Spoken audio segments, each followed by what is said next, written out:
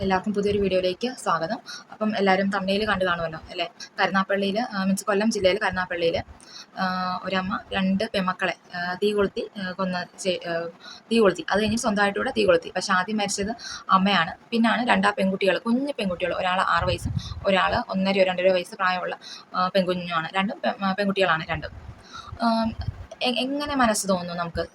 നിങ്ങൾ തന്നെ പ്രസവിച്ചൊരു ഒരു കുഞ്ഞിനെ, നമ്മളിൽ മലയാളികളിൽ ഒരു മുക്കാലും അമ്മമാരല്ല, അല്ലെങ്കിൽ അച്ഛന്മാർ ഒരു ചെറുതായിട്ട് കുഞ്ഞൊന്ന് തുമ്മിയാൽ തന്നെ ഹോസ്പിറ്റലിൽ, അന്നേരം തന്നെ ഹോസ്പിറ്റൽ. കാരണം അവർക്ക് കുറച്ചെങ്കിലും ഒരു അസ്വസ്ഥത വരുന്നത് നമുക്ക് ഒട്ടും സഹിക്കാൻ പറ്റത്തില്ല. അങ്ങനെയുള്ളിടത്താണ് മാതാപിതാക്കൾ ഇതിന് മുന്നേ എനിക്ക് തോന്നുന്നു 3-4 ദിവസം മുന്നേ ആണെന്ന് തോന്നുന്നു, ഒരു അച്ഛനും അമ്മയും തൂങ്ങിച്ചത്ത് കൂടെ കുഞ്ഞുങ്ങളെയും കൂടെ കൊന്നു. എന്തോ ലൈബിലിറ്റിയുടെ കടം എന്തോ ഉണ്ടായിരുന്നു. അപ്പം ഫിനാൻസുകാരുടെ ഭീഷണി കാരണം തൂങ്ങിച്ചെത്തെന്നാണ് പറയുന്നത്. അതിൻ്റെ ഞാൻ ഡീറ്റെയിലും കാര്യങ്ങളൊന്നും അധികം നോക്കിയില്ല. അതിൻ്റെ വീഡിയോ ചെയ്യണമെന്നുണ്ടായിരുന്നു, പക്ഷേ അത് പറ്റില്ല. ആ ഒരു ടൈമിൽ എനിക്ക് പറ്റിയില്ല. സോ അതാണ് ആ ഒരു കേസും. അതുപോലെ തന്നെ ഇപ്പം ഞാൻ പറഞ്ഞ കരുനാഗപ്പള്ളിയിലെ ആ ഒരു തീ വെച്ചിട്ടുള്ളൊരു കേസും. അതെന്തോ സ്വത്തിൻ്റെ കാര്യം എന്തോ പറഞ്ഞിട്ട് ഹസ്ബൻഡിൻ്റെ വീട്ടുകാരായിട്ട് എന്തോ വഴക്കും കാര്യങ്ങളൊക്കെ ഇങ്ങനെ നടന്നുകൊണ്ടിരിക്കുമായിരുന്നു. ഹസ്ബൻഡ് ആണെങ്കിൽ പുറംനാട്ടിലാണ് ജോലി ചെയ്യുന്നത്. അപ്പം ഹസ്ബൻഡ് വരാനായിട്ട് എന്തോ അടുത്ത് തന്നെ വരുമായിരുന്നു. പക്ഷേ അതിന് മുന്നേ ആണ് ഈ താര എന്ന് പറഞ്ഞ കരുനാഗപ്പള്ളി സ്വദേശിനി സ്വന്തമായിട്ട് തീ വെച്ചിട്ട് 2 കുഞ്ഞുങ്ങളെ. ഡിപ്രഷനും കാര്യങ്ങളും ഒരാൾക്ക് മാത്രം വരുന്ന കാര്യങ്ങളല്ല. നമ്മളിൽ ഓരോ അമ്മമാർക്കും ഇപ്പം ഈ ഒരു വീഡിയോ കാണുന്ന എല്ലാ അമ്മമാർക്കും ഇപ്പം പോസ്റ്റ് പാർട്ടം ഡിപ്രഷൻ, അല്ലാതെ ഇപ്പം നമ്മുടെ ജോലിയുടെ കാര്യത്തിൽ ഡിപ്രഷൻ, അല്ലെങ്കിൽ ചിലപ്പം വീട്ടിൽ സഹായിക്കാൻ ആരുമില്ല, നമ്മൾ ഒറ്റയ്ക്കായിരിക്കും കുഞ്ഞുങ്ങളെ നോക്കുന്നത്, അതിലൂടെ വീട്ടിൽ ജോലി, അല്ലാതെ ഓരോ കാര്യങ്ങൾക്കും ഓടി നടക്കുന്ന നമ്മളായിരിക്കും. അത് കാരണം ഡിപ്രഷൻ. ഈ ഡിപ്രഷൻ എന്ന് പറയുന്നത് 1-2 പേർക്ക് മാത്രം ഉണ്ടാകുന്ന ഒരു കാര്യമല്ല.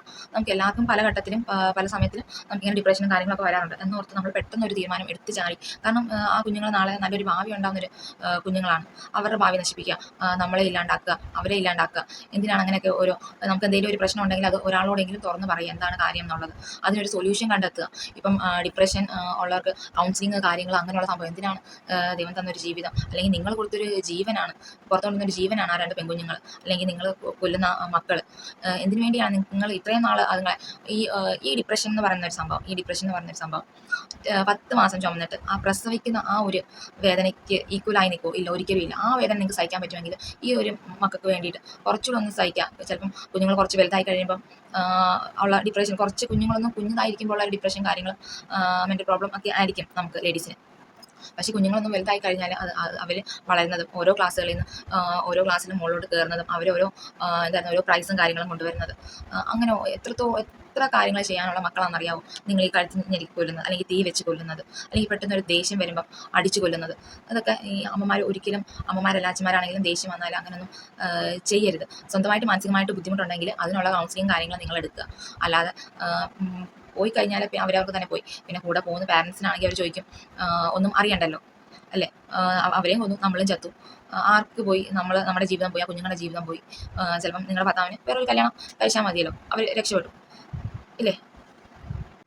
മെൻ്റലി ഡിപ്രഷൻ ആയിട്ടുള്ള ആൾക്കാർ ഏറ്റവും ബെസ്റ്റ് എന്ന് പറഞ്ഞാൽ, നിങ്ങൾ ഡിപ്രഷൻ വരുമ്പോൾ തന്നെ അധികം നിങ്ങളുടെ മൈൻഡ് ഔട്ട് ആവാതെ നിങ്ങൾ കൗൺസിലിങ്ങിനും കാര്യത്തിന് പോവുക. ഇപ്പം കുഞ്ഞുങ്ങളാണ് പ്രശ്നമെങ്കിൽ അവർക്ക് കൗൺസിലിംഗ് കൊടുക്കാനുള്ള ഏർപ്പാടും കാര്യങ്ങളും ചെയ്യുക. അല്ലാതെ പെട്ടെന്ന് എടുത്തി ആടിയിട്ട് ദേഷ്യം വന്നിട്ട് നമ്മൾ ആത്മഹത്യ ചെയ്യുമോ, അല്ലെങ്കിൽ കുഞ്ഞുങ്ങളെ കൊന്നിട്ട് നമ്മളും ചാവും. അതാകുമ്പം അവരെയും കാണണ്ട, നമുക്കും കാണണ്ട, ഒന്നും കാണണ്ട എന്നുള്ളൊരു ഇതിൽ പോവാതെ. കാരണം ഇപ്പോൾ തന്നെ നമുക്കറിയാം നമ്മുടെ കേരളത്തിൽ എത്രത്തോളം ക്രൈംസും കാര്യങ്ങളും നടക്കുന്നുണ്ട്. ഇതും ഒരു ക്രൈം തന്നെയാണ്. കാരണം സ്വന്തം മക്കളെ കൊല്ലുക, അങ്ങനെ ഒരു ക്രൈം ചെയ്തിട്ടാണ് അവരമ്മ മരിച്ചത് ഇല്ലേ? അപ്പം ഇതുപോലുള്ള ഓരോ കാര്യങ്ങളും ചെയ്ത് കൂട്ടാതെ ഓരോ കാര്യത്തിനും നമ്മുടെ ഒരു സൊല്യൂഷൻ കണ്ടെത്തി മുന്നോട്ട് പോവുക. ഒരു ജീവിതം കിട്ടിയിട്ടുണ്ടെങ്കിൽ അതിനെ എങ്ങനെയും സ്ട്രഗിൾ ചെയ്തിട്ട് മുന്നോട്ട് പോയാലേ നമുക്ക് നമ്മളെ ഒരു വിജയം കണ്ടെത്താൻ പറ്റും. അല്ലാതെ പെട്ടെന്ന് ദൈവം എല്ലാ വാതിലോടും ഒന്നിച്ച് തുറന്ന് തരത്തില്ല. അപ്പോൾ എനിക്കിത്ര പറയാനുള്ളൂ. നിങ്ങൾക്ക് ഇതിനെക്കുറിച്ച് പറയാനുള്ള എന്തെങ്കിലും ഉണ്ടെങ്കിൽ കമൻറ്റ് ചെയ്യുക. അപ്പോൾ അടുത്ത വീഡിയോ വരുന്നതായിരിക്കും. എല്ലാവർക്കും ടാറ്റാ, ബൈ, ടേക്ക് കെയർ.